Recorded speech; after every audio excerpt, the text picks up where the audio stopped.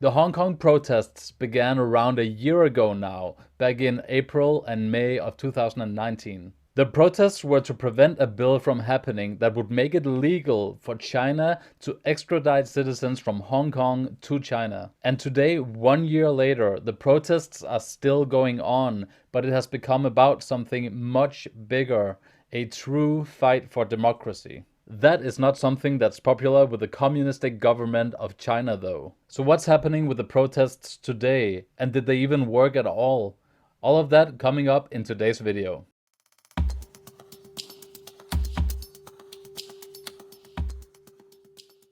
Alright, so a lot of the issues that Hong Kong is facing today stems from the issue that Hong Kong was independent from China up until 1997. In that year, UK officially gave over control of Hong Kong to China.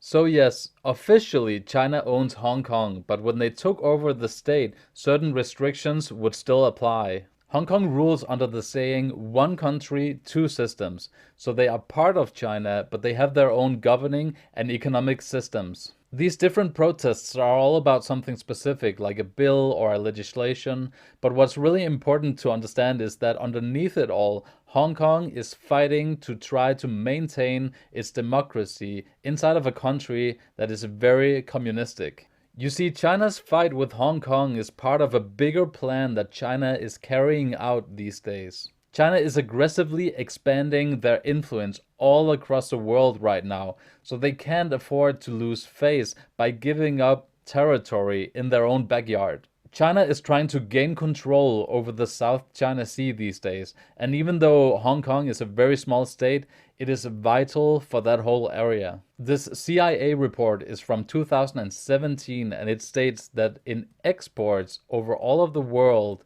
Hong Kong is the 10th biggest, and in imports, Hong Kong is number 9.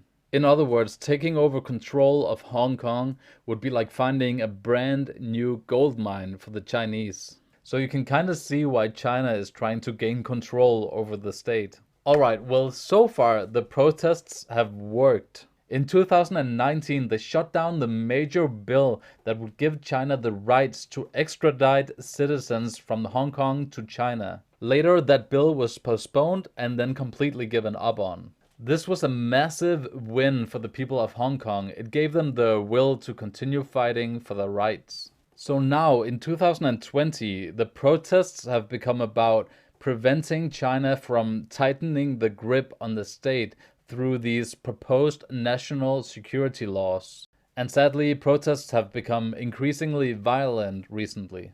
Most of the footage from the protests displays peaceful citizens standing up for their rights, but some have become more aggressive, and so has the police force and their reactions. There are a lot of reports of police brutality just like in 2019. Look, it's obviously a really difficult situation. Every day the citizens of Hong Kong are fighting for a free democracy, but I just don't see China giving up on this area of land which they consider to be theirs.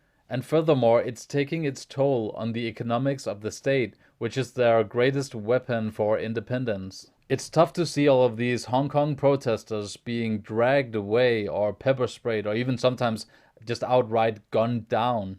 They really are risking their lives every day in these protests, let alone talking about the fears of protesting together in these massive gatherings. This is what happens when the unrelenting will of the people meets a seemingly unstoppable Chinese dominance. And it serves as a constant reminder of what can happen under a communistic rule today. One thing's for sure, it's super complicated and it won't get less complicated with time. Alright guys, remember to subscribe to my channel if you like this video and put your thoughts in the comment section below. I really enjoy reading them and communicating with you guys. Thank you so much for watching my video, and I'll see you guys tomorrow.